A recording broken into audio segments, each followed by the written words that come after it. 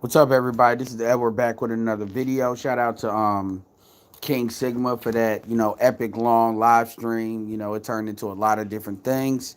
Um, Pretty much what I want to do is have be a quick conversation.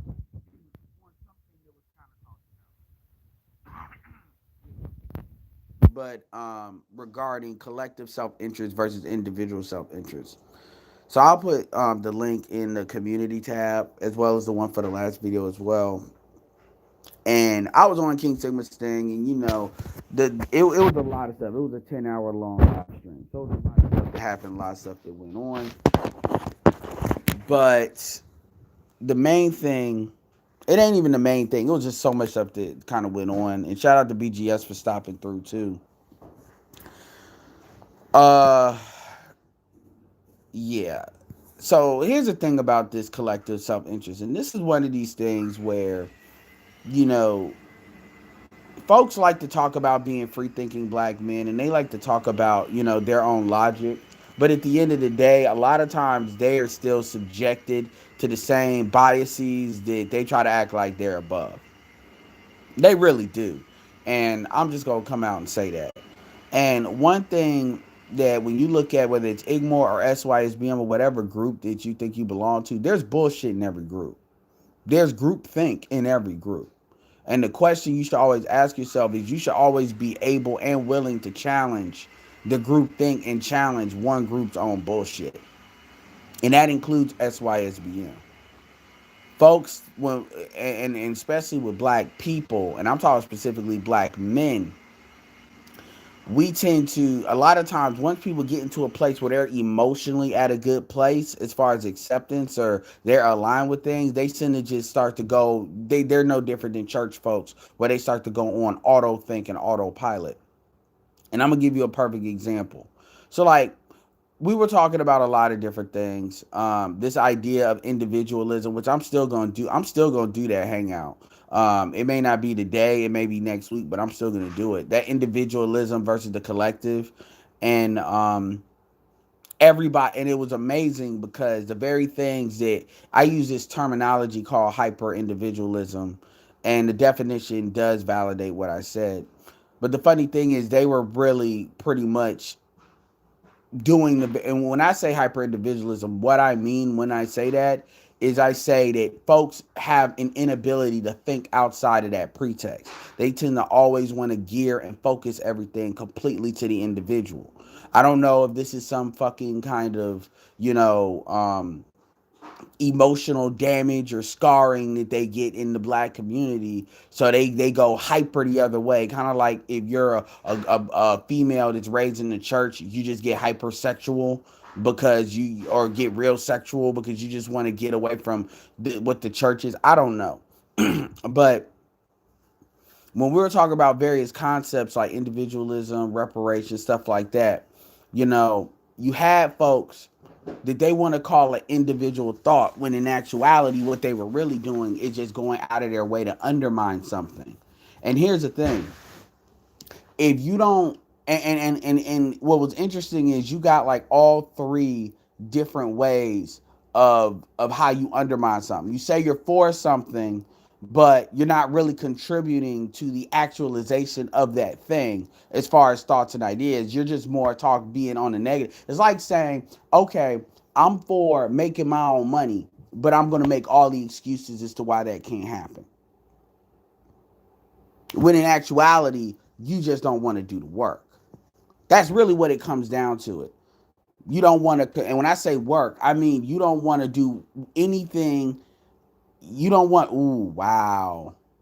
You don't want to do any kind of steps that it takes to move into that situation, whether it's actual work, whether it's physical work, whether it's economic work, which is spending money. Everything is an excuse. It doesn't matter how easy it is. Doesn't matter if you make something free. It doesn't matter, because ultimately you don't believe it can happen. So because you emotionally cannot believe it can happen, everything resonates from that. And people, it's like people want to act like um, people aren't listening or seeing what they're saying. So I decided to be like, okay, so what do you think should be done? And you can tell when you ask, and this remember I said I always love asking open-ended questions because open-ended questions allow me to really get to the heart of the matter quicker rather than trying to collapse people into a thought train. Ask them open-ended questions. They can't then say, "Oh, well, they got trapped." So when you look at what those quote unquote priorities were, those are not priorities. Like something was said for help, fourth wave investment, education. It's the same basic shit that any people in the Democrats say. That's not like specific. And this is how you know there has never been any real thought put into it. So it's not, okay, I disagree with this. This is what I think should be done in its place. It's really more, I just don't believe it can happen. So therefore, I don't want to have the conversation. But then you're in the conversation. So it has this thing where black people do something unique where rather than seeing themselves out of the conversation, they will go out of their way to undermine the conversation. Why? But don't want to hold the bag or hold the thing for undermining the conversation. No, I'm for it. We just don't have a plan. We just don't have this. We just don't have that, which is code for I'm not. Y'all gotta damn near be ready. Y'all gotta do it because I don't think it's gonna happen. So I'm not gonna do nothing. That's the one thing. The other thing, the other side, the other angle wasn't on the video, which was, and this is interesting because this is a lot of stuff. This is a lot of kind of the darker side of red pill and a lot of the motivations that a lot of people don't want to talk about. I'm not gonna apply names to this because I don't have them yet, but we'll call that we'll call that passive. I don't know. We'll come up with names later. Then you have the other side, the other part or angle, which was the well, I'm having my own this is my own thought. I can have my thought. There's no motivations behind it, but this is what this is. And I can tell you right now what that is. What that is. And I never really got to fully address this, so I'm gonna address this now. So it's either ignorance or it's just willful or it's just you folks are just going to be it's either ignorance or deception. There is no in between. You know, most people are aware now or should be are aware of what happened as to why you even have SYSBM, why you even have IGMOR. SYSBM actually spun out of IGMOR actually and IGMOR spun out of really MGTOW and really MGTOW, and this is before MGTOW was like defined the way it is. This is basically when people were just saying they're just opting out of the marriage game. But at the end of the day, what happened was black people, and white people, they had their various concerns, and then the white content, a lot of white content creators basically decided to go alt right. Everybody says this. The person that actually, I believe Mad Bus Driver understands this, and I believe the original dude, I forget his name, so forgive me. The creator, Igmore set out, I know understands this. Everybody knows what happened. It is undebatable. It is not debatable as to what happened because it still happens now. And it's just a matter of are you where what it really comes down to is it comes down to are you more comfortable being a white man's bitch? And I'm just gonna say that just like that. Because what a lot of dudes try to do, they try to convince themselves. Well, this is what they'll try to do. They'll try to say people that talk about racism, there's variability in these things. They'll say people that talk about racism at all, are basically making excuses, and racism doesn't exist. You might as well say tribalism doesn't exist. And it doesn't matter what you show. I'm not saying that you have to sit here and that's the only thing you talk about. But it's almost like me telling you to walk through a minefield and the minefields, the mines are not active. You'd be an idiot to believe that. But you got people that want to believe that. And this is all about worldview. And I got to say that just because you have a worldview doesn't make it correct. You can have a worldview. There's people that have a worldview that the world is flat. They really believe. In fact, there was a study that said like 20 something percent of people under a certain age, I'm not talking about kids, so like I think they said zillennials think the world is fucking flat. Like, it gets to a point where, no, you're fucking stupid. And the worldview reflects that. And it's what I call functionally stupid, where you can be functional because you can be good on everything, but on this one concept, you're just completely off base. And the reason why I'm bringing that up right now is because here's the thing, I deal with everybody, but at the same time, I know the bullshit that could come from everybody. So it doesn't surprise me. I don't have this blind spot to like certain things because I want it to be real. I just need it to be real. That's not me. I can always look at something for what the fuck it is, whether I like it or don't like it. I can disseminate it for myself. So when somebody says, well, what we need to do is put the race, when a black man says this, we need to put the race thing aside. It's not about race as it's defined by pro-blacks or hoteps. This is about competition. And people define competition based on race. Black people didn't make that rule. White people made that rule. And they enforce that rule till this day.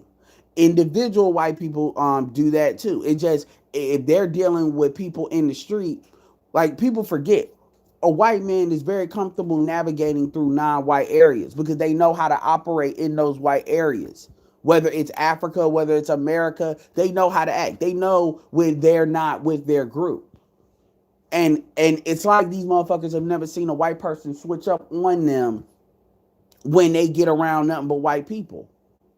When it's some real, because it's a lot of shit you don't see. And when I'm not even talking about just white people, I'm talking about anybody, Latins, whatever. There's a lot of shit you don't see that happens when you're not there. I don't give a fuck how much of a friend you think you are. I don't care. This is what it is. And see, what happens is if you have people that grow up around white people, they have too much proximity around them, they start to believe their bullshit. And I can tell because I've had the same bullshit sold to me. I've had white people really like, I don't know what it is, but they get comfortable enough with me to tell me what the fuck they really think about shit. And they try to say it with a smile. As if it's like I'll give you a perfect example. There's a white woman. She's a woman now. This is one of my earlier girlfriends. I really liked her. She was from Canada. She's white, French, whatever. She's married now, right? And I remember one of the most disgusting thing I ever heard of. And this dude, and what make it so bad is this dude ain't even white. I don't know if he was Italian or he was Hispanic, Mexican. I don't know, but he wasn't even white. He wasn't even like European. He wasn't even white. Like, you could tell he wasn't like white, right? And he said it was him and another white dude, like an Appalachian type white dude. And these are dudes I was cool with because I was on a football team at the time, and I was cool. They weren't my friends, but I was cool with them, right? And I dated her, and then she dated another black dude. Now she's married to a white guy now, engineer, an engineer from a type of school that you ain't getting out of it with a degree unless you're good. It's like, how they like get rid of people because they pride themselves on only the best get out of there, right? Anyway, so this is where she is now, family, all that cookie cutter shit, whatever, right? The point is, I remember they said that she was, they actually said she was dirty. Now, keep in mind, the dude that she was dating after she dated me was another dude on the football team, like the best dude on, like, this was like the star football player, like the two dudes, like the top two, and I would say he was the number one. And so they're on the football team. They respect this dude, but this dude's a street dude, kind of a street dude. Not like, yeah. The point is, whatever. They say, "Oh, she's dirty. She's dirty," and they felt comfortable telling me this shit, knowing how cool with her I still was, And I still talk to her every once in a while till this day, like once a year, birthday type shit. So don't try to put me in the SIP card. And this is one of my early, and we were actually friends first. Anyway, the point is, That's like one of the earliest times I realized that white people be on some fuck shit. But there's been other times with me where they will always try to separate me and say, oh, you're not like the other Negroes. You're smarter, blah, blah, blah. Or what are you mixed with? White people operate in the passive aggressive. They operate under the radar because they're not like black people where they're really big about putting their emotions at each other necessarily, because that shit the violence. Because again, you can't put white cards on other white people. And this is not, oh well, this is just my experience. No, this is some shit that if you want to ignore it, you can ignore it. But if you're something where you pick up on this shit, it's very obvious. White women do it all the time. They have to. But white men do it too. And a lot of dudes, they get just like how and this is the thing about a lot of SBAs and guys. These will be the very dudes. Remember what I always say. Do not go red pill for black women only to be a blue pill bitch for everybody else. And at the end of the day, if you go SYSBM, you are going at it alone. Maybe with the exception of other dudes that decide to do that. And that's why, and at the end of the day, that makes it a collective, which is why being on this individual stuff, you should focus on like minds. Now, how Sigma defines it is a normal way to define it, but that's not what I'm talking about. I'm not talking about people that prioritize being an individual except when it's necessary and convenient to be in a collective that benefits you as an individual. That's not what I'm talking about. That's kind of common sense. I'm talking about dudes that, and I'm not talking about no Unabomber shit where people are socially isolating themselves. What I'm talking about is when you got folks that really operate like double and triple agents. That's really what I'm talking about, where they'll move within groups, but they're never really loyal to anything. But they actually expect loyalty from others. That's what I'm talking about. You know, folks that it's like they become like mercenary. Like if you look at each group, like let's say the CIA, MI5, and stuff like that, they have a reputation. They may have value that they give, but they have a reputation that you can't trust them. So these are people that are easily written off. I'm not saying one group is good, one group is not. What I'm saying is these are the dynamics that a lot of people don't want to talk about and they don't like to talk about because it's inconvenient. So what they would rather do is kind of be lulled into this kind of hibernation mode by which they put themselves in bubbles that allow them their worldview to flourish, and then they attack anything that contradicts it, even if that anything would actually be the reality of the situation. This is how you could get people, somebody preem that can be non-ADOS, which whatever, I get that. I'm not saying that's a bad thing, but then actually get reparations, actually say, oh, well, because I didn't take what we got. That sounds like some white person. Because I didn't take the white privilege we got, then that means it doesn't count. That's exactly what that means. But then actually be in a conversation about reparations and not just say, I disagree with it for this, this, and this. Actually say anybody that agrees with it is a weak mind and fucking stupid. And motherfuckers sound like, motherfuckers are damn remedial in social skills when it comes to communication. So we want to get loud and yell. And see, this is what was funny. I waited. I didn't bring. Shout out to Sigma for bringing that up because it was more credible than if I brought it up, because people had said I brought it up because I was mad. But I knew that all that bullshit that people were coming at me for, and I knew what the fuck was really going on with pretty much all three of them. But starting with Preem, Preem can say he ain't got reparations at all. The point is, you got to remember, Liberia is a country of 4-point-something million people, which means you have around 2 million adults, which means you actually have about almost a million, if not about a million or 1.2 million males. Then you got to look at actually active military age males. So you have that few people. It's less Liberians. It's almost about the same amount of Liberians. It's almost the same amount of Liberians as it is non-ADOS people in the United States of America. That's how few it is in that country. yet they to get reparations. And there's a lot of groups like that. But as a black bloc, we can't make the push to do it. And this is not about reparations. This video is really about in your best interest, no matter what that is. It doesn't have to be reparations. This is an intergenerational situation. To be honest with you, there's a lot of shit I want to get done before we even address that. Things like facilitating blue collar work for black men. Things like reactivating the Monahan report and actually making that real. Shit like that. Because what helps black men actually helps black women.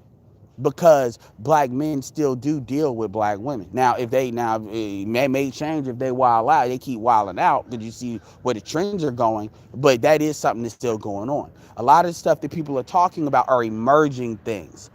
But this is not like some people ain't been doing this like 10 years talking about this. And this shit is self-actualizing. That's not what it is. But see, that's that world. That's that bubble shit. That's that worldview shit. That shit where I want to live in this world where this has been happening for 10 to 15 years. And there's nothing that can change and nothing can go. We've already witnessed, shout out to Obsidian because he came on there later. It was funny because you had Preem on the one hand and Preem just kept on hitting, yelling, hollering like a fucking rabid dog. Yet Obsidian, which is pretty much the main content creator for telling black men, he was just like, you can look at his old stuff and you can say he was the main one talking about he can't see black men dealing with black women. And what is he saying right now? He's talking about there needs to be a conversation. Black women are coming from the table. That was the same hangout. Keep in mind, they're the same. I believe Preem and Obsidian like the same age. Same hangout, two different conversations. And what was funny is they used to listen to Obsidian. They still do. But I'm just saying. And this is what's fucking funny about all that. He's making the argument. He's literally making the exact opposite argument that Preem was making. Now that they're at the table, it doesn't matter why at the table, The exact opposite argument. Exact opposite argument. Yeah, I'm the guy that don't know what I'm talking about though. Same hangout. It was like part 1 and it's almost like part 2. But the point is, coming back to it is, it's not in your self-interest. So it's a difference between you having an opinion and then you going out of your way. Somebody going out of their way to try to undermine. And the reason why I say this is because, I'm not trying to pick on Preem, but you got to be Anthony Bryan Logan. You got a lot of black people that they just can't see themselves out. They can't say, okay, for this, I'm not on board. They have to go out of there. It is a crab in a barrel mentality. They have to go out of their way to fuck something up. And then here's another thing I need to address too. This idea that anybody that's any kind of pro-black or any kind of for your self-interest is like weak-minded. That is some of the dumbest shit I've ever heard. Everybody is for their own self-interest. Everybody, every group. Just because they don't telegraph that bullshit to you doesn't mean that they're not on their self-interest. You can see it everywhere around you. When you see a synagogue, when you see a Catholic church, when you see how a lot of this non-taxable money rotates through these things to get things done for their people, when you see Lebanese community centers, when you see mosques, this is money rotating around non-tax dollars in order to get things done for their people. Now, black people African Americans are supposed to have these things too, and we do. We just don't use them that way. Because at the end of the day, we don't want to be governed by each other. What we really want to do is do the hyper individual thing. We want to, and let me tell you what that is too. What that is I want to do what the fuck I want to do because I want to do it, and I reserve the right to then come back to the group and ask to be bailed the fuck out. Now, certain people will take issue with that and say, well, that's not true. I'm SYSBM. I don't need that from the community. I'm not saying you will, but at the same time, you don't really hear about a lot of that shit because when they get fucked, they just get fucked. And they're just a page, and they're just a footnote in the page of history. But we see it all the time. Niggas will have that goofy look on their face when they know, oh, it's game over because white boys just stop fucking. Shout out to O'Shea. O'Shea says it all the fucking time. He says you get one chance to fuck up with white people. One chance. And I know a lot of y'all know what the fuck I'm talking about. And this is how I know that I can tell when certain people have just adopted a lot of attitudes that white men have had. Because what happens is if you say something, anything that's a separate opinion from what the collective of a lot of white dudes, I'm talking, if you're dealing with like a group of 5 white dudes or 3 or 4, and they have an opinion, especially on politics, because they have no wiggle room for politics, and you are saying anything that's outside the normal what they want to hear, you may not, they may not tag you right there in your face, but you're gonna be tagged on the low, and they all will see it. You'll see how their reactions change. You're not allowed to have a separate opinion from them. I'm not telling nobody that they should fuck with black people. What I'm saying is, do not be deluded to think that there is a one size fits all solution. There is no one size fits all solution for black men. I'm sorry. I know that's what niggas keep on looking for. I know that's what they keep on hoping for. But there's not. There is no, I go to this group and I'm happy. No, you may be. You've just accepted certain things. It's trade-offs. It's really not that much different than when sisters do it. It's trade-offs. And what people want to do is they want to be deluded to the trade-offs. That's all that is. Folks who say, well, I'm empowered in this group. No, you're not. You're useful. And when you stop being useful, you will know because they will let you know. And folks got to stop falling into that bullshit. This is why, and there's a difference. All folks are not like this, and I can see it and I can tell who is and who isn't. But coming back on this, because I don't want to make this too long. If you're sitting here talking about, oh, well, black men and white men, all men should put race aside because we're American. And then we got the other dude, Prim, coming in, of course, because he's looking at it from an outsider's point of view. So he's not identified with black anyway, because black American. So he's looking at it from the classical, I'm an outsider. So I'm coming to the United States. So I don't have no loyalty to shit. Because anybody I would have had, because Prim, you talk about going back to Liberia, Prim loses his fucking mind. I don't know what the fuck happened over there. But the point is, he ain't loyal to shit anyway, because he didn't have to be born to shit. So you have to know who the fuck is talking when they're talking. So he's like, well, yeah, I can deal with what I do. Yeah, a lot of Africans can. Because a lot of Africans are on that tribalism shit, so they're doing what they gotta do. So they're doing that mercenary shit. So they don't have a collective best interest anyway that's anything relevant. So that's a big reason why people get mad about separating people out. That's why you don't put people in a conversation that you know is going to try to undermine it. That makes no sense. But see, the main thing had nothing to do with reparations, so I get why the original hangout was. Then you got the other person that's like, it can't. So you got one person saying it can't be done. You got another person saying, okay, what we need to do is put your best interests aside for the collective interest of all men, as if black men are the only reason why that's not happening.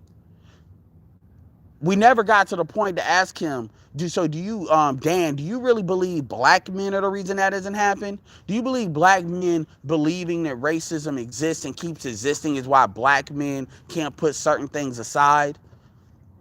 Or do you believe more that it's white men that can't let go of shit?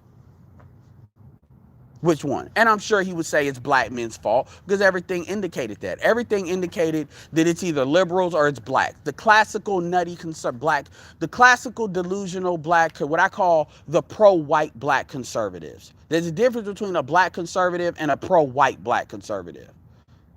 There's differences. Or what I call a hyper-assimilationist conservative. The conservatives, that they're more comfortable being blue pill for white folks because their initial reality benefits it. And this is not about fuck the black collective as a group. That's not what I'm talking about. This is about somebody's own bullshit. Because do not try to repackage somebody going over there and fucking with white folks. And when I say fucking with white folks, what I'm talking about is not necessarily doing business with them as a partner, but I'm talking and getting shit done. But what I'm talking about is you sit there and make the subconscious choice of saying I'm gonna just submit to that shit, and then as long as the shit is it's no different. It's no different than what black men do when black men deal with single mothers, like actually marry into that, or what black men do when black men submit to the matriarchy. It's no difference. It's just one is racial, one is gender. When you hear dudes talking about black women, like that same dude that was on April Mason shit and the shit she was talking, it's the same. You can switch that shit up and make that about race, and hear similar dude, black conservative, saying the same shit. The same shit. Except they'll be co-saying, well, white folks don't need to do this, or you need to let race go, or you need to stop holding on to that, or you need to pursue opportunity. These same ad hoministic bullshit that people do rather than addressing shit. And then you damn right. I emailed BGS and I said, you know what, these motherfuckers are tripping. I need somebody to help me hit this in a different way. Cause now you got motherfuckers sitting here talking about where's my facts when they're not presenting any, and everybody wants to sit there and collapse on me. And I said, I'll be the bad guy, but let's see when we remix this shit a little bit and see how y'all bullshit play out. And as I suspected, a lot of y'all motherfuckers were pushed in the back of your goddamn heels, because once I got somebody else that could talk, y'all, and see, MOT would have been a good person to do that too. Y'all bullshit got checked because y'all was switching shit up.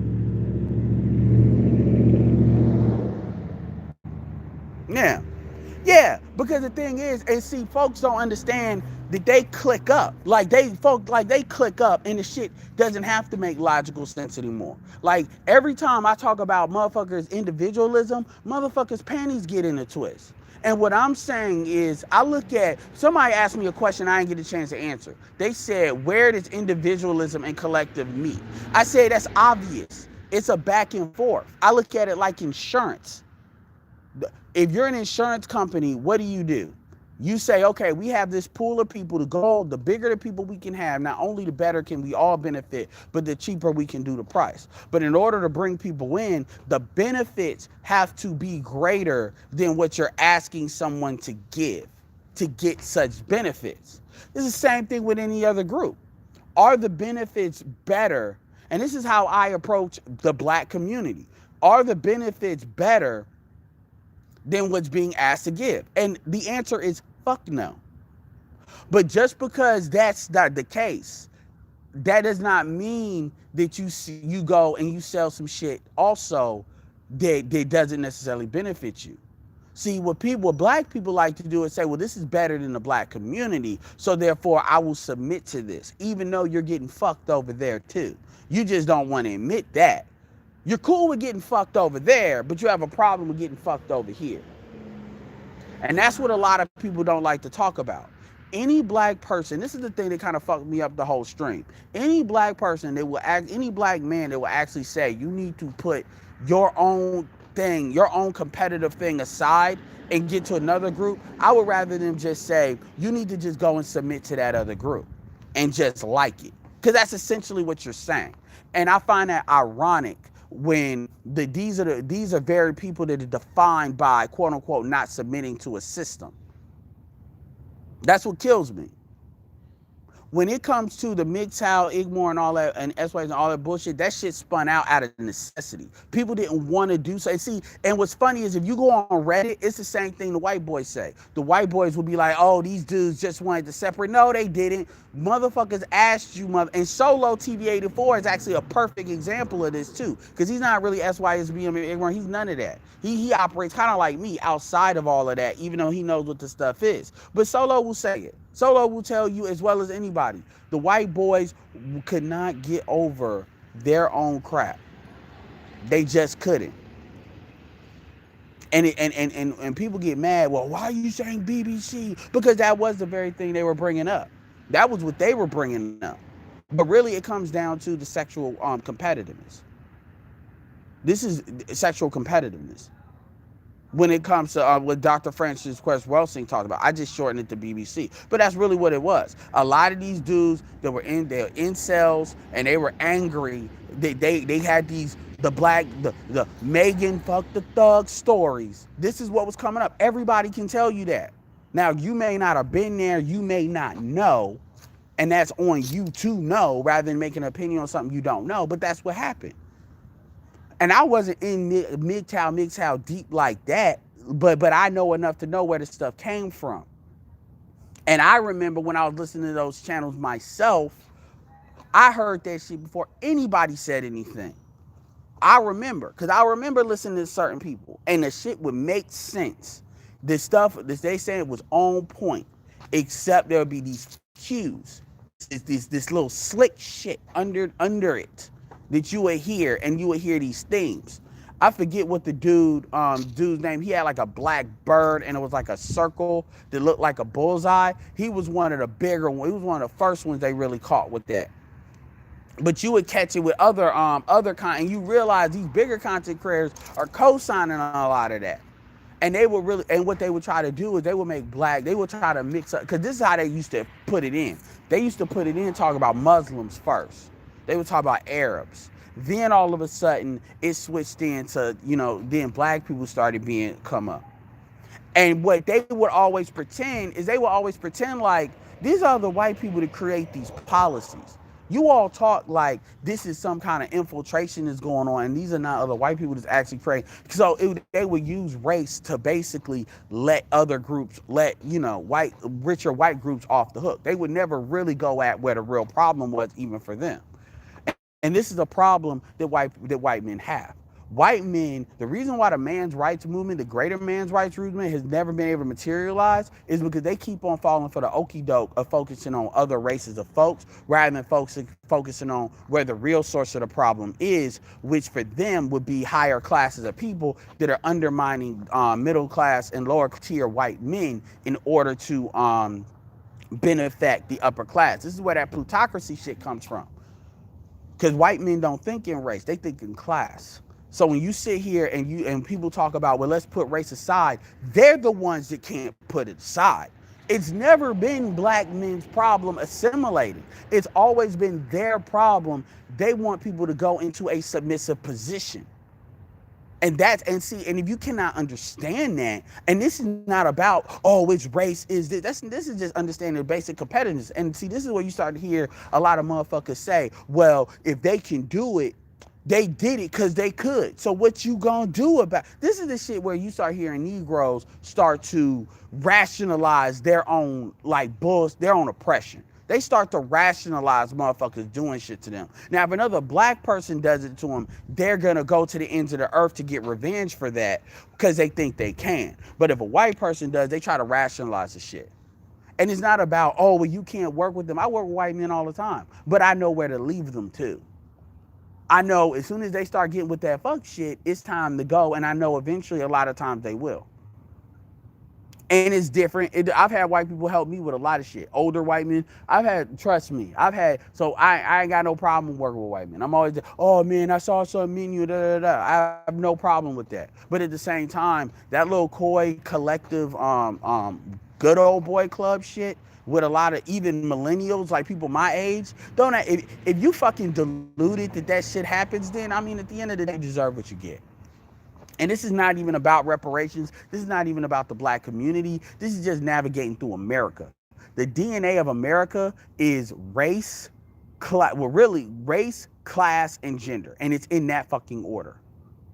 And if people can't understand that, I'm not gonna really argue with them for it. But what happens is, people will say I'm a free thinking black man, but at the same time fall into the same groupthink bullshit everybody else does, but actually don't know how to call their they think their own shit does this thing.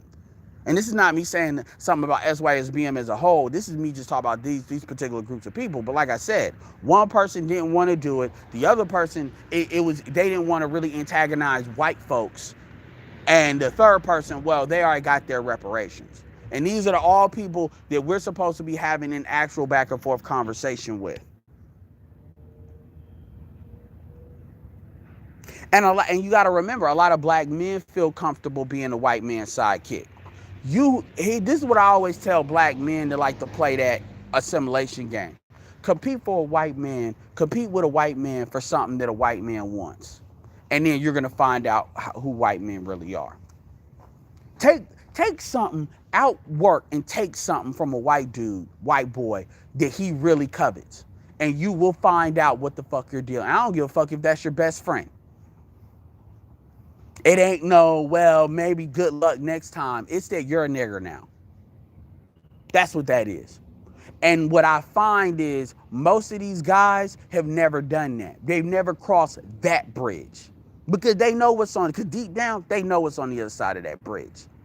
They know what I'm saying is right.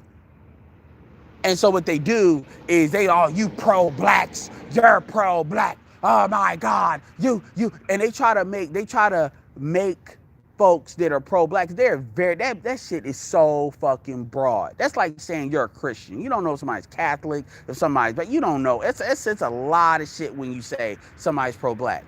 But what they do is they always get hyper emotional, where logic just shuts down. It becomes completely subjective. And they sit there and they like to make this person is. Pretty much a pro-black is this gynocentric drone. And there's no variability. And everything they say, all they're trying to do is get you to fuck that black bitch they don't want to fuck. It ain't even that serious. But that's how they see it. So when they call you pro-black, they're doing what like Scientology just do, is they're declaring you. They're declaring you a heretic. And so automatic, like emotional groupthink. These are the group of individuals, they just automatically start pouncing on you. Oh my God, you're saying pro-black shit. I can't take it. And they start losing their fucking minds, like the Joker. They start losing their minds. And I'm telling you, you watch that hangout, you will literally see that. You will literally see how they start collapsing on me. They start laughing.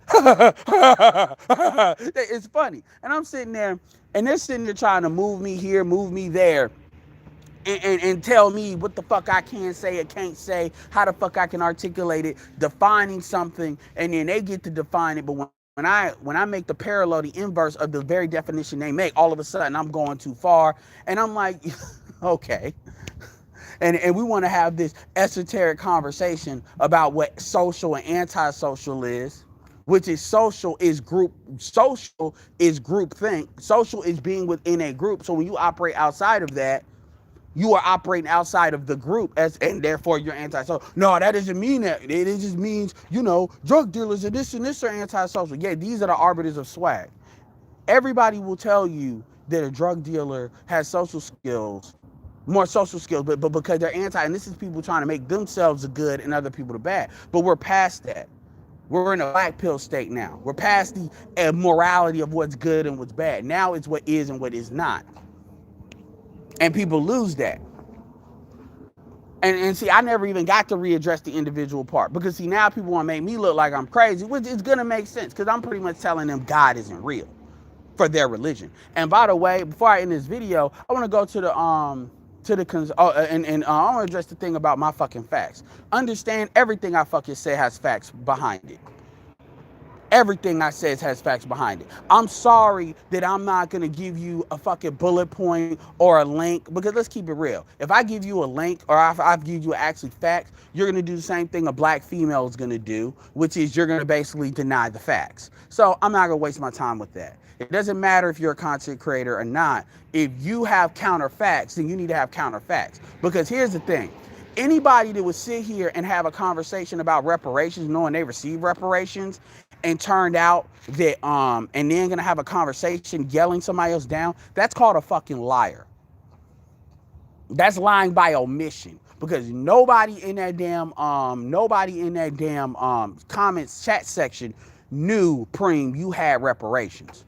Nobody knew that you were operating in this I get benefit, all this shit you be talking about opportunity, and you had a lot of opportunity handed to you just by circumstance, not necessarily just by circumstance, a diplomatic shit. So this is where people would call recusing themselves from a conversation comes in. But instead, you go out of your way to basically act like you're right when you know you got some bullshit on the side. That's a liar. And you can't really prove anything to a liar, because they've already made up their mind as to what they want to believe. So that's the first thing. The second thing on the motherfuckers that believe that capitalism is a religion. I've always said you have folks that are capitalists, then you have people that believe capitalism is a religion. It's their religion. What it means is they don't believe it can be broken. They don't believe no matter how much cheating, lying, or even though capitalism is based on trust, shout out to Sigma for talking about the contract, they believe that no amount of lying, cheating, and stealing can actually break capitalism. So what they do is they get emotional and they start attacking anybody that says this is what may come down the pipe and this is why. They start attacking them, saying you even bringing that up is got to be an indication that you want that to happen.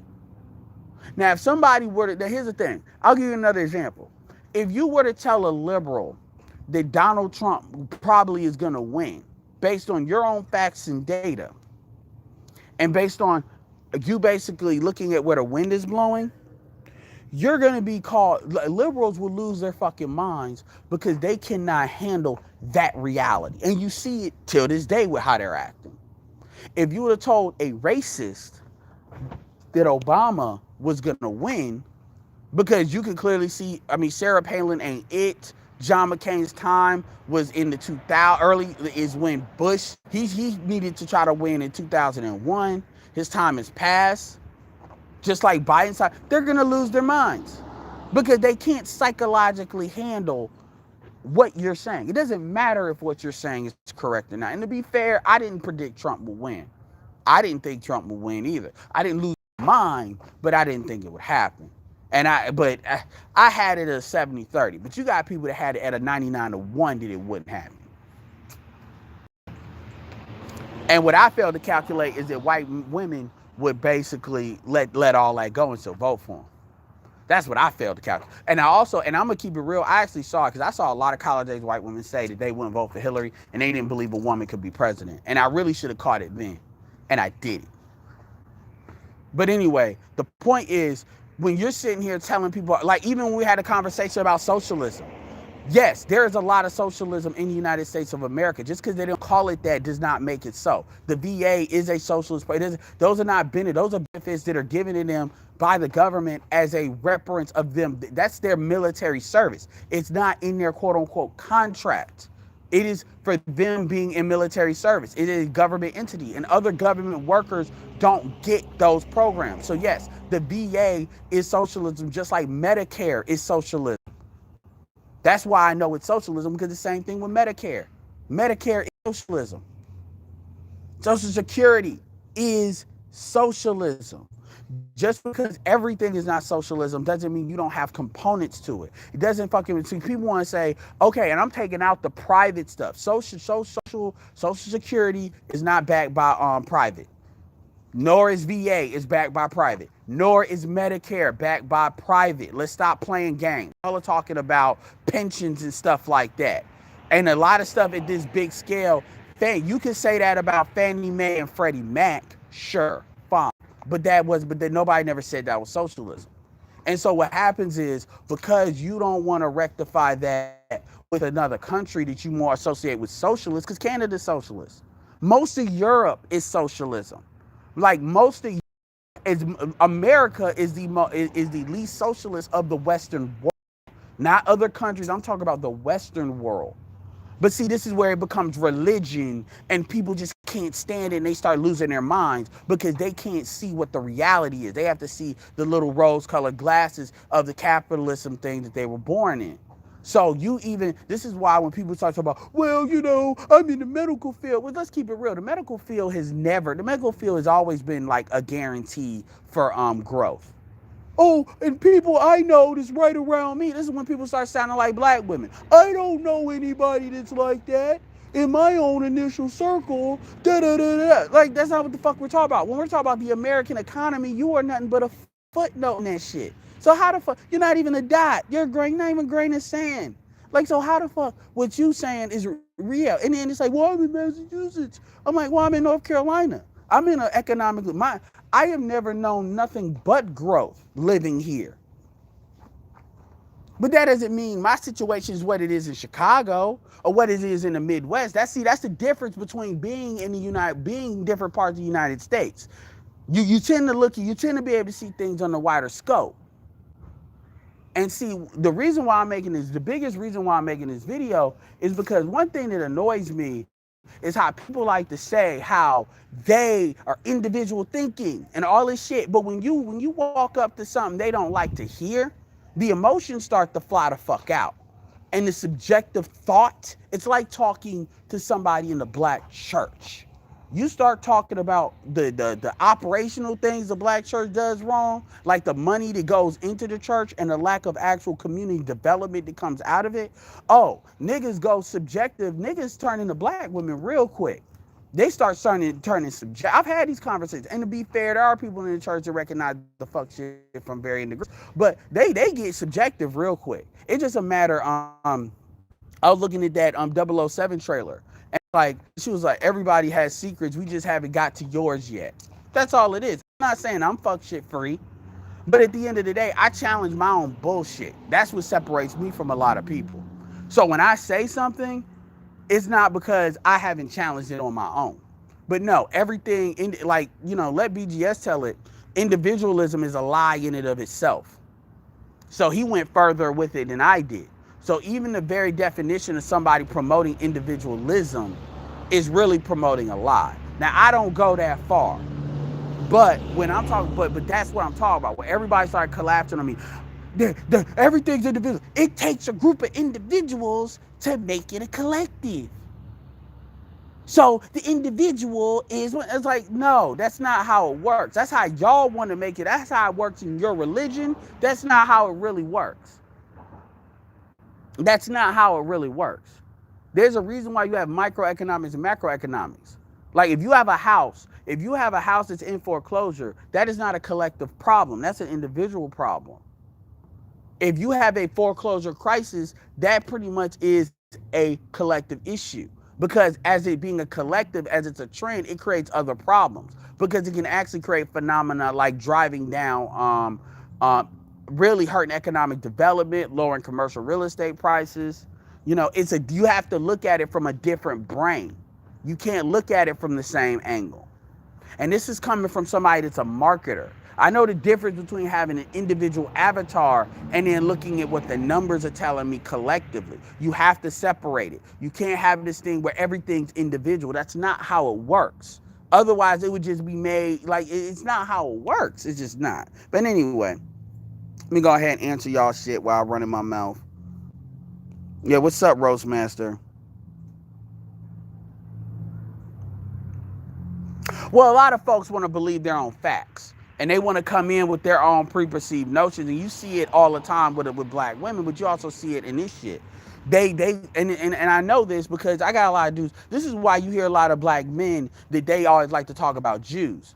Now, this isn't every black man that does this, but a lot of black men, they get that from Alex Jones. They are desperate for white men not to be the enemy. They are desperate to find common cause with white men because they're desperate to be over there.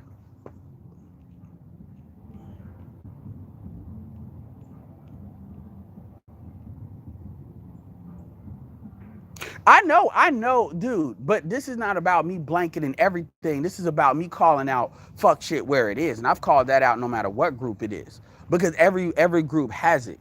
So, and it was funny because dude put in the chat and he was asking me these fucking questions that he put in the chat, and he donated $10. And I'm like, dude, I already know you don't. I can tell by a question you asked me, you've never listened to me before now. So I'm not even going to answer that. Look at my channel. You want to know what I'm about? Look at my channel and then listen and see if you like it. Maybe you don't. It is what it is. But I'm not about to sit here and answer fucking questions because dudes are emotional. So now they feel like they want to protect what they want to believe. So they go in a group thing.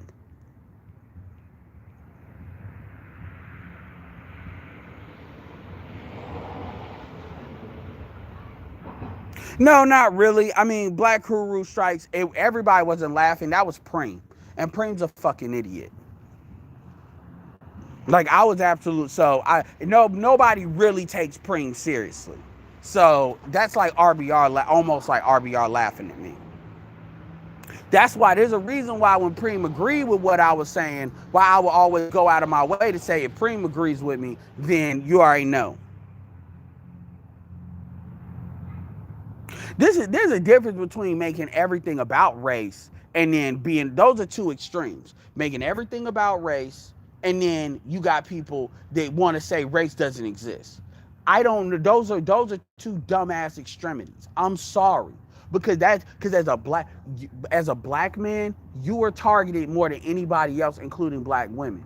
So for you not to understand that, I'm talking about by everybody, really just goes to say you're retarded. It really does. It doesn't mean you have to use that. It doesn't mean you have to use that as an excuse to be lazy and not do shit. But you need, it's like saying I'm gonna go in this jungle and I'm gonna not be aware of any of the predators that's in this jungle, because that'll just make me not want to go in the jungle. Yeah, I say that. Chi-Town Session, that's something I've always said. Like being red pill is like, this is why I like Donovan Sharp. Cause Donovan Sharp, this is why I like Clutch, and this is why I like Donovan Sharp. Cause they both exude this. Donovan Sharp does not let race to define him. This guy's white girl, does not date black women. This is what he says. Lives in Philly now. So that takes discipline. But then maybe it doesn't, because he says he has to date black women. Obsidian says he has to date black women in Philly. He hasn't dated black women in Philly for like 20 years. That he does, and he only dates black women. That's amazing to me. Cause that says all you really need to know about Philly.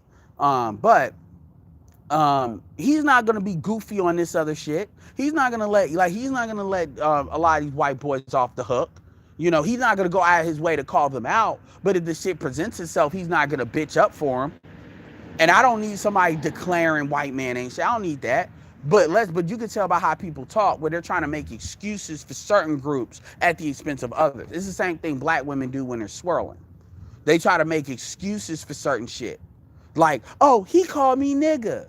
Bitch, nigga, I can't even call you bitch. And you let a white dude call you nigga and you were cool with it? And that happens a lot more than what black women want to admit. To be fair, black men need to stop letting Latin women call them nigga. I'm like, bitch, you're not black. So let's get that straight. But dudes won't do that because they don't want to fuck up the pussy.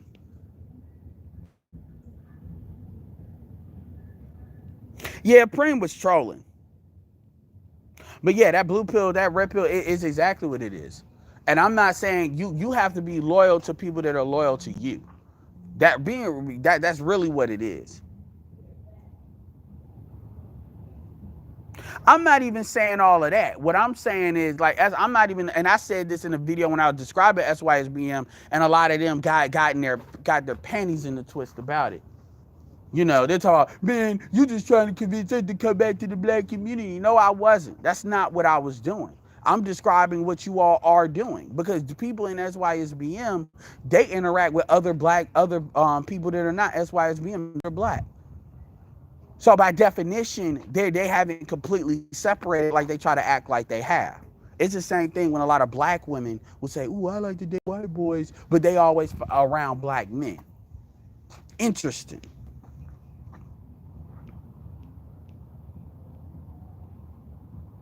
Wow, that's fucked up, hippie tribal chief. I just heard that.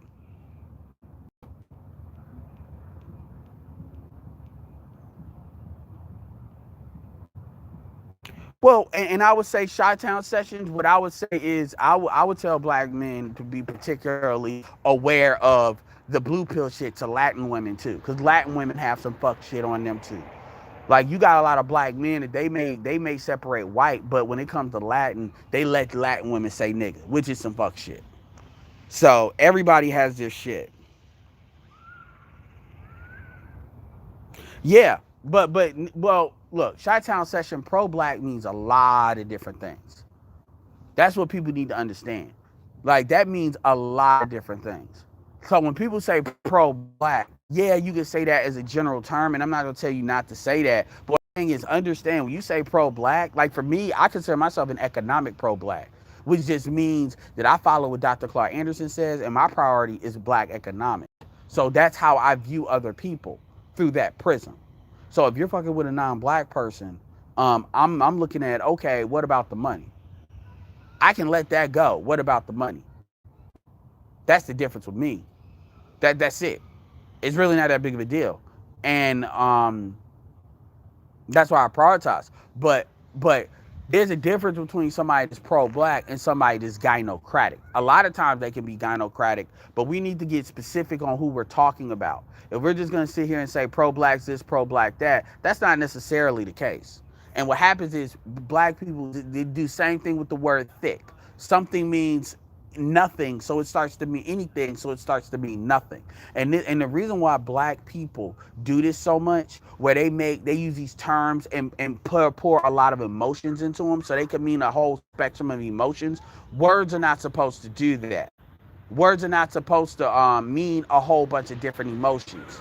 They're not, because that fucks with communication, because everything can't be communicated on site. But what black people tend to do is they make a word mean everything and anything. And this is because a lot of black people, and black men included, they like to talk through their emotions.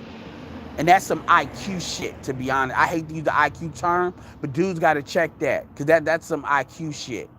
Like when you always want to make something mean everything and mean nothing at the same time, you got to start looking at why that is. Because that allows you to express a subjective point of view more than an objective one.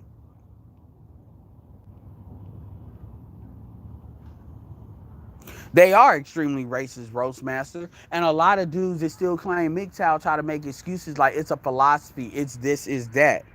So people created another philosophy. SYSBM is a philosophy that's a lot more in line with how a lot of black men think.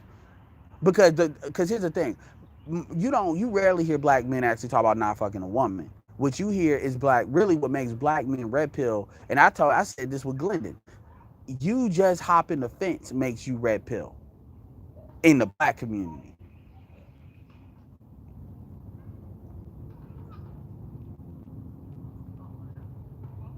They don't. Yeah, they do make that excuse. You're absolutely right, but who they never talk about that, which means they're not really red pill, which means they're upset. See, this is the thing about the white culture and collective, right? So what happens is this is the same thing that black women don't understand about black feminists. I mean, white feminists. White feminists are still white first. They're just having their own internal issue. Same thing with MGTOWs, but they're not for you. And folks get that stuff, and I'm not saying that as far as my hotep blackness. You go over there and fuck with them, and you will find out eventually that they're gonna try to put you in a trick bag, or they're gonna get rid of you. They're not looking at you like they're looking at them, like looking at the white people. And I mean, it's like a lot of dudes, they just need to be smacked in order to, like, smacked by a white person before they realize that.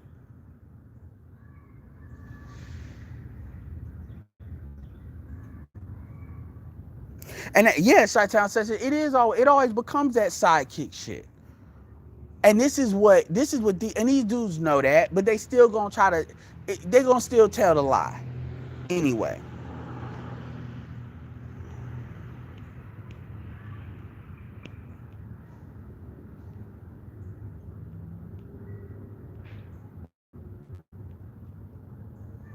This is why folks got mad when I said, dude, I can show you a black millionaire that says a lot of the same things BGS says, at least on Trump. No, I don't know that where I am. Because keep in mind, okay, here's a funny, I don't know what that dude's name was, but let me tell you something. Folks forget. So I asked him, I said, so dude, where are you? You keep talking about all this economic growth and shit. Where are you at? Because he already established that he worked in medical. He said, I'm in Massachusetts. I didn't even think about this at the time, and I'm mad at myself for not. But I'm thinking about it now. I'm like, Massachusetts has a statewide Massachusetts has statewide health care. They have socialized health care in Massachusetts. Of fucking course, you're going to have a lot of business in the hospital.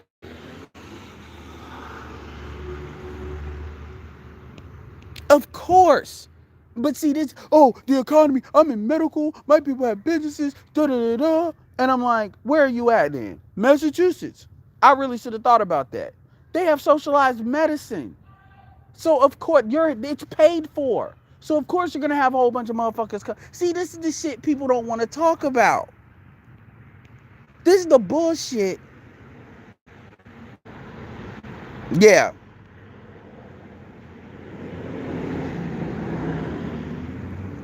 That's true. With the Latin, we say nigga.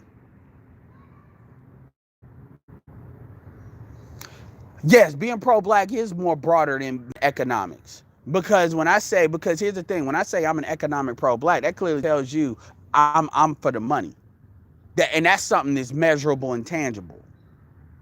So, again, these terms, as a marketer, as a person, you associate these terms with feelings based on what your past experiences with them or people that have harbored them have. That's the thing. So when people use these terms like pro-black, SYSB, more, it depends on market share they have, MGTOW. That's all it is. You all are responding to your feelings, but that's never, like, pro-black has always meant economics, and it was originally created by Doc Huey Newton of the Black Panthers. That's what it originally meant. And people had made it on YouTube, which is where you all came across the term, has pretty much made it into their own fuck shit that they made. And so you're responding to it based on that. I'm not saying you're right or wrong, but I'm just saying that's what it is. So when people use the term pro-black, that shit means completely different things depending on who's saying it. To SYSBM, pro-black means somebody's telling you to basically fuck black women that don't like you, hate you, or date single mothers and shit. That's what that means. That's not what pro-black means. But that's what it means to them. You look at any group and they'll tell you what pro-black means to them. That's definition, that's textbook, a word meaning everything, so it doesn't mean anything at the same time. And even when King Sigma tried to give me a definition on something, folks were still trying to make it their definition. They're, well, that means really drug dealer, anti-social, and da-da. No, that's you adding into that. Well, that's because that's what everybody else thinks. Everybody used to think the world was flat until it wasn't, until they didn't. So that just because everybody thinks it, I mean, that's so now we're individual thinkers, but we're gonna look to the collective to tell us what something means, right? Like that's that kind of double shit. Anyway.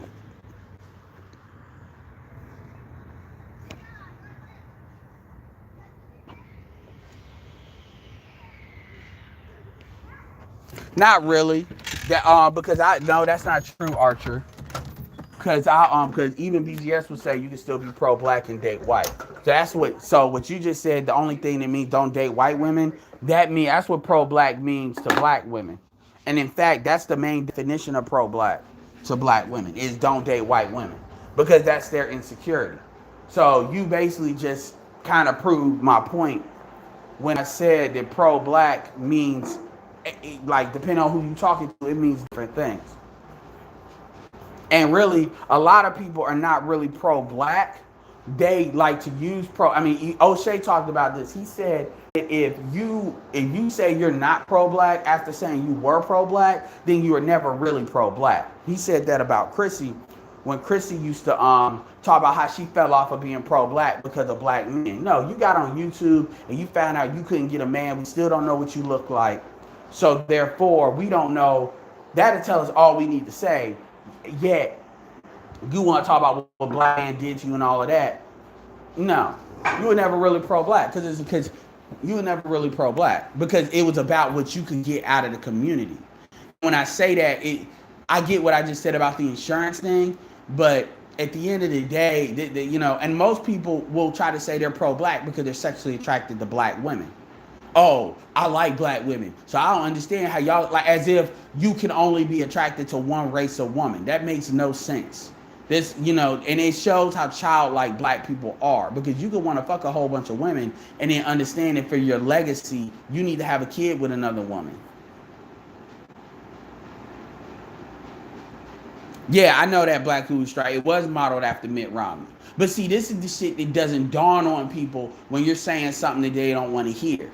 It's usually like that. And there were very obvious issues you can have a dissenting opinion, but you always have to examine it. Okay, if I know what I'm saying is on some real shit, where are these opinions coming from? What are the layers? In marketing, they have this thing called the 7 layers. And when you're marketing something, you want to get to the heart of what they really want. And so when somebody says, okay, I want more traffic. Why do you want more traffic? Because I want more customers. Why do you want more customers? Because I want to make more money. Why do you want to make more money? Because I want to do XYZ for my family. Why you want to do this? Because I didn't have that when I was younger. It's the same thing with anything else. And it's not about trying to discredit somebody, but you got to know who you're talking to. Everybody that was taught in that chat had no idea that Preem was Liberian and Preem had already got reparations. Nobody knew that. And that completely recontextualized the shit he was talking about. And with Dan, it's the same shit. With Dan, it's not necessarily he got reparations, but I can tell you right now, Dan has had too many conversations with white folks, and he's starting to buy into their bullshit to what they say. Because I know the type. Because I've had the same conversations with white folks. I do all the time. And they start to buy into a lot of the attitudes because it sounds like it makes sense. And you buy into the attitudes that they have. Well, that makes perfect sense. It's like you got to know how to read past their bullshit. And the easiest way to do that is to ask them what I call a control question. Meaning, if this was the same as a white person, are they consistent in what they say? And when you start to see they're not consistent, and usually you don't have to ask the question, if you let them talk long enough, you'll see the inconsistencies. Jason Black did a video on this week about geeks and gamers. How he said these motherfuckers never come up with when it's like a white person replacing a black character, they ain't got nothing to say. But when it's in the opposite, all of a sudden it's woke. It's this, it's that. He brought that up. A lot of black men don't understand that.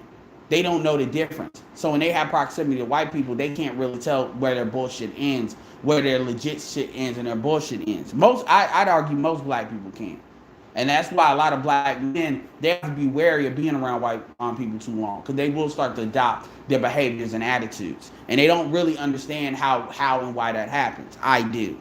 Because I kind of grew up that way, seeing that. Yeah, Archer, pro-black means nothing now, but it did. YouTube basically bastardized the word pro-black, just like how thick was bastardized. It is a buzzword. That's true, Rael. They wouldn't.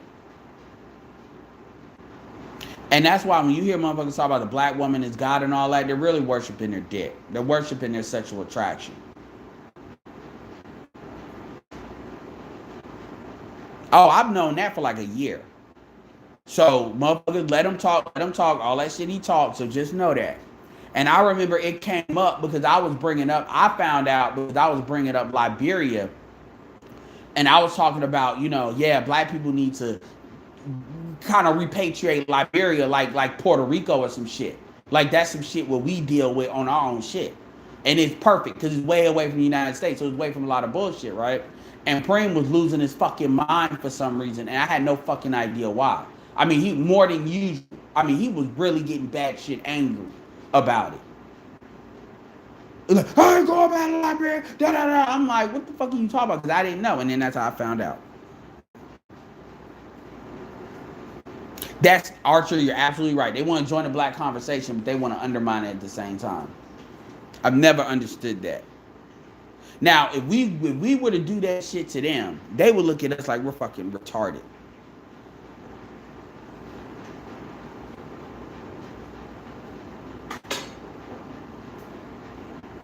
I mean, Shot-Town, think about it. Really marinate on what I just said.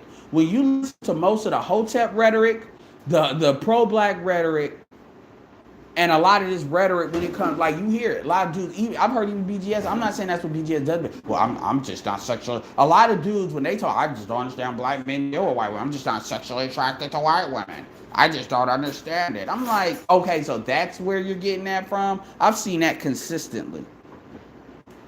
ADOS didn't conquer Liberia. America did. But at the end of the day, I don't care because Liberians were shipping off slaves. So we both got something to gripe about.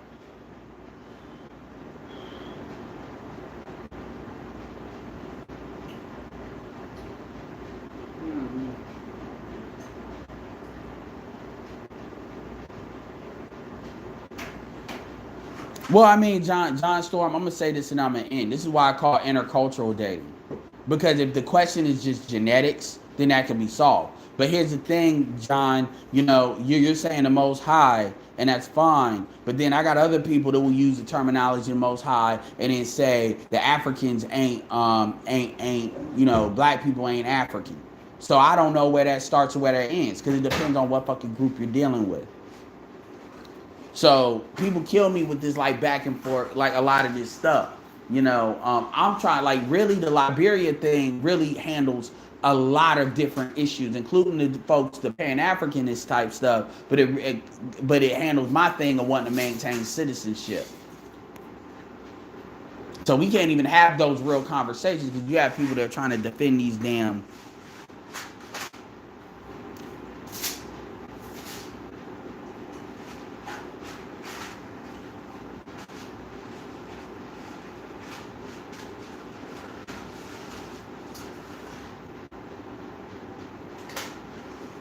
Is that Mr. Research with the good morning?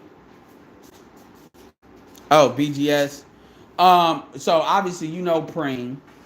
Preem, Sigma, Fantastic. I don't know Dan. Dan, I think is somebody that is on Obsidian shit. And I think a lot of them listen to Obsidian. That's what I think. But there was a lot of stuff that happened, BGS, before you got on there. And then that's why I emailed you. They was getting on my fucking nerve. Because they were really collapsing me on the individual argument, really coming at me. And they were basically going SYSBM full bore on me. So I needed some reinforcements a little bit.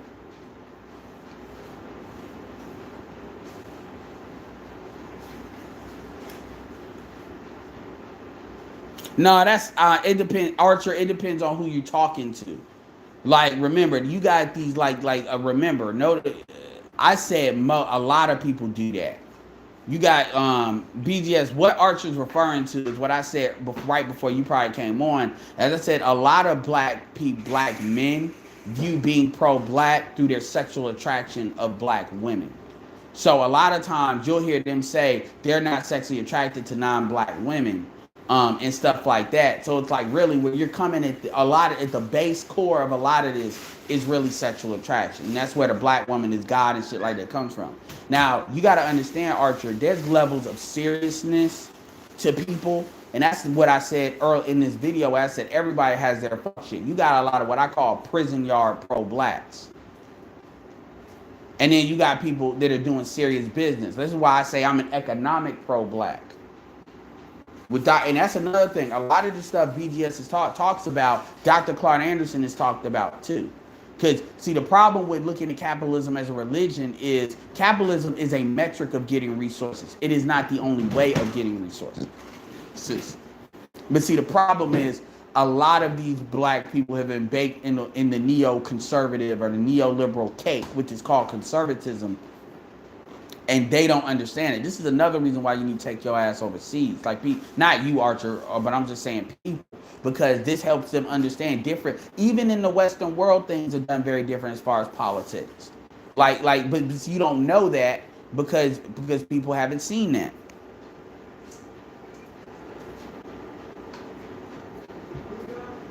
Almost. Got the spaghetti on now. Yeah, I'm at my mom's house.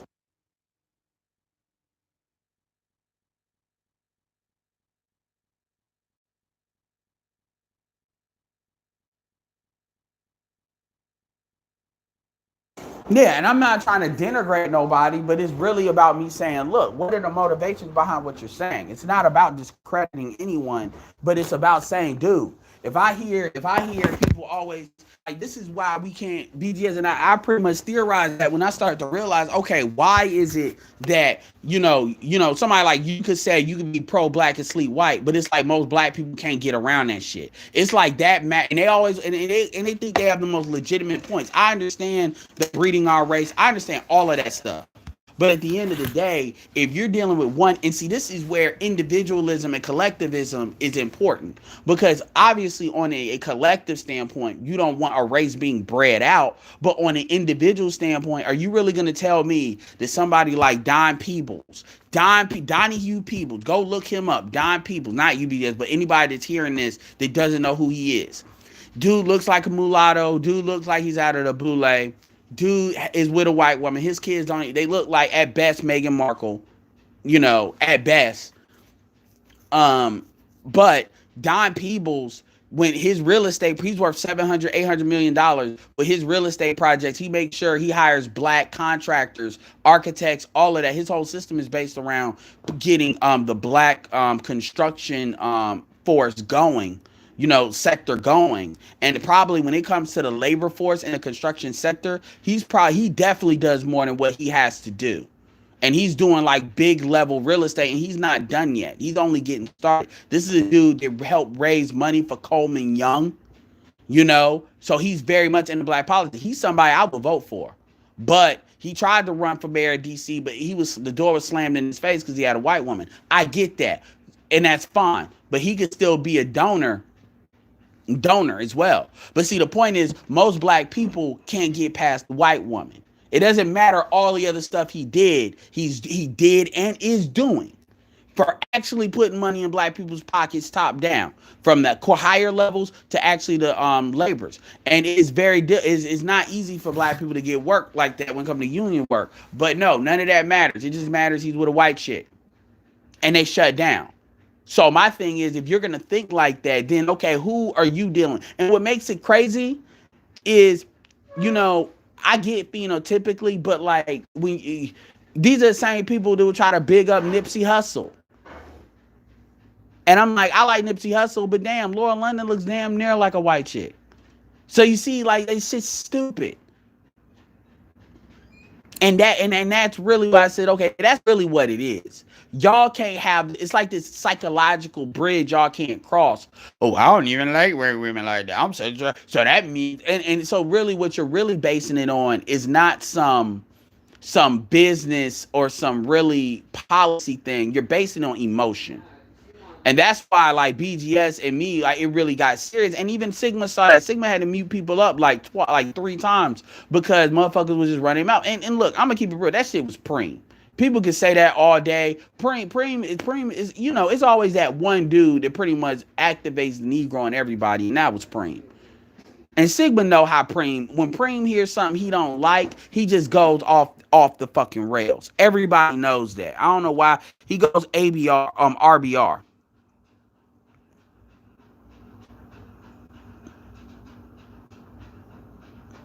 Well, they do. And you saw that. And you saw that with Jim Crow. And if you look at most countries that have more white people, you find they have more socialism because they're distributing resources amongst other folks. This is what people got to understand. And this is what people don't want to understand and don't want to look past, because to them, that's like opening up Pandora's box. It's about, and this is one thing about being black pill. Being black pill is about seeing all the information. I'm not black pill because there's certain limits to what I'm willing to see, but I recognize that. A lot of dudes don't recognize that. They just see it as their reality. And if you operate outside of that, they just don't know how to handle that.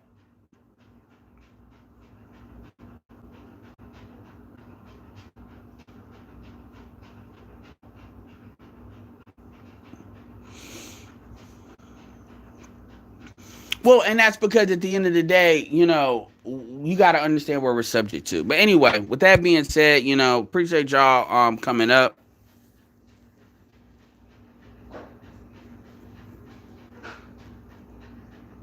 I bet they believe the Sperminator is pro-black. I mean, yeah, it is what it is. But that's a part of it. So anyway, with that being said, appreciate y'all stopping by. This is Edward signing off. Peace.